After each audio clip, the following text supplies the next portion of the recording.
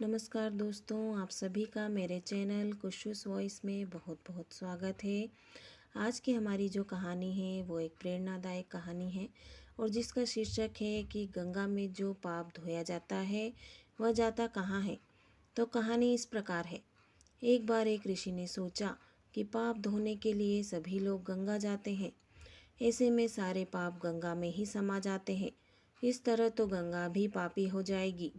उस ऋषि ने यह जानने के लिए कि आखिर पाप जाता कहाँ है, तपस्या की। तपस्या करने के फलस्वरूप देवगण प्रकट हुए। तब ऋषि ने उनसे पूछा कि गंगा में जो पाप धोया जाता है वह कहाँ जाता है। तब भगवान ने कहा कि चलो गंगा जी से ही पूछते हैं इस बारे में। ऋषि और भगवान दोनों ने ही गंगा जी से पूछा कि हे गंगे, सब लोग तुम्हारे यहाँ पाप धोते हैं, तो क्या इसका मतलब आप भी पापी हो गई। तब गंगा ने कहा कि मैं कैसे पापी हो गई, मैं तो सभी पाप लेकर समुद्र को अर्पित कर देती हूँ। इसके बाद ऋषि और भगवान समुद्र के पास गए और उनसे पूछा कि हे समुद्र, गंगा सभी पाप आपको अर्पित कर देती है, तो क्या आप पापी हो गए। तब समुद्र ने कहा कि मैं कैसे पापी हुआ, मैं तो सभी पाप को भाप बनाकर बादल बना देता हूँ।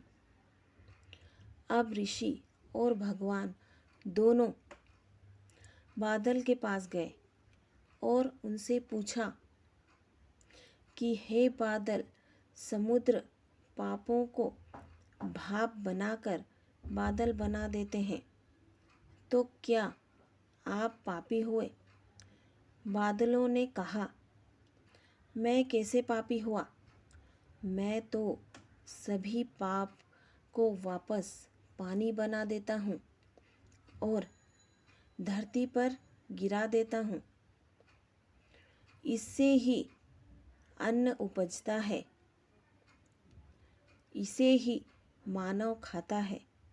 जो अन्न जिस मानसिक स्थिति से उगाया जाता है और जिस वृत्ति से प्राप्त किया जाता है और जिस मानसिक अवस्था में खाया जाता है, उसी के आधार पर मानव की मानसिकता बनती है। यही कारण है कि कहा जाता है कि जैसा खाए अन्न वैसा बनता मन।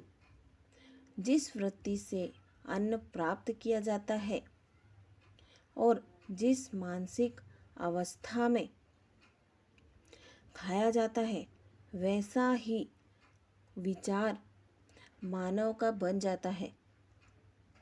ऐसे में हमेशा भोजन शांत रहकर ही ग्रहण करना चाहिए।